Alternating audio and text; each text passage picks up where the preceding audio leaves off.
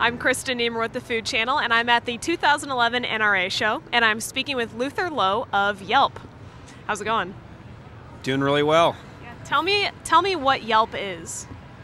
Yelp is a website that's dedicated to connecting people with great local businesses. We were founded in late 04, early 05, and in San Francisco, our humble beginnings, and now we're in over 75 cities across the US, Canada, and Western Europe. We've got over 50 million users and 18 million reviews on the site.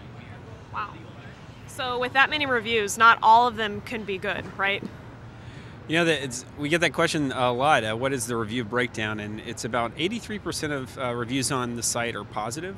And if you think about it, that kind of makes sense. If I'm out transacting in the real world, patronizing local small businesses, maybe about 1 of my 7 experiences will be kind of crummy, and the rest will be pretty good. So we feel like it does a decent job at predicting in an online way what your offline experience is going to be.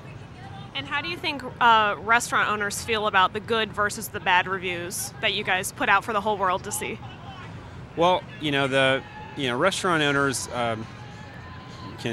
understandably can get frustrated when you get a negative review from time to time.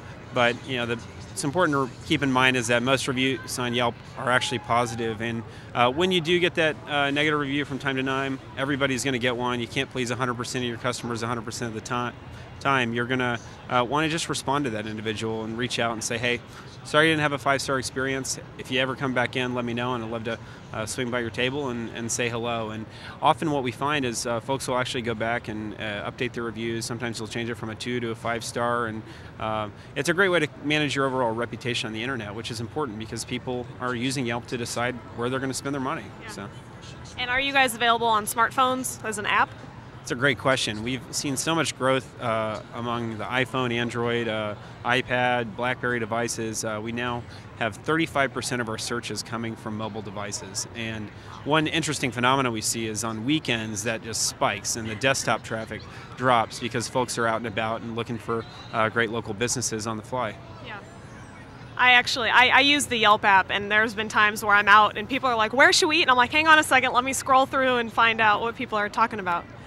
So it's super handy. It's a really, really handy app. Definitely recommend downloading it if you don't have it on your smartphone already. And then, so we're standing by a iPad that's attached to a keg. What's going on with this? Yeah, so at Yelp, we've got a lot of creative, bright minds, and as part of a recent hackathon project our engineers did, one of the teams built, basically, we all love beer at the office. We actually have beer on tap at the office, not necessarily the best thing to foster productivity, but we have this team of engineers that are very creative, and for their hackathon project, they said, why don't we take an iPad and have it talk to a keg? And that's the Keg Mate was born.